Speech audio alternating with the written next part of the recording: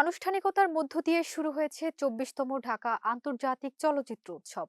১০ জানুয়ারি উদ্বোধনী দিনে চীনা চলচ্চিত্র the journey to no end এবং বাংলাদেশের চলচ্চিত্র উৎসবের প্রদর্শনী হয়।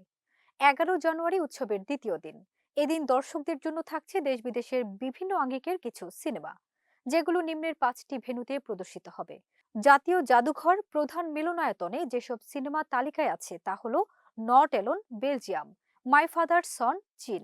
বিকেল ৫টায় প্রদর্শিত হবে বাংলাদেশি স্বল্পদৈর্ঘ্য চলচ্চিত্র colours of hope in another world, প্রত্যাবর্তন, মিখাইল, অদৃশ্য দেয়াল, মায়া এবং যুক্তরাজ্যের ইন্টিমেট অবজেক্টস। শিল্পকলা একাডেমিতে প্রদর্শিত হবে যেসব সিনেমা সেগুলো হলো দিস প্লেস ফিলিপাইন, রেইনবো স্টেল চেক রিপাবলিক এবং আল আউদা সিঙ্গাপুর। ঢাকার আলিয়স প্রসেস যেসব ছবি দেখানো হবে দিস প্লেস ফিলিপাইন ও fish on the hook Tajikistan. Stamford বিশ্ববিদ্যালয় অডিটোরিয়ামে দেখা যাবে আজ the letter Russia, the shore of life চীন এবং দ্য বানানা গার্ডেন ইরান।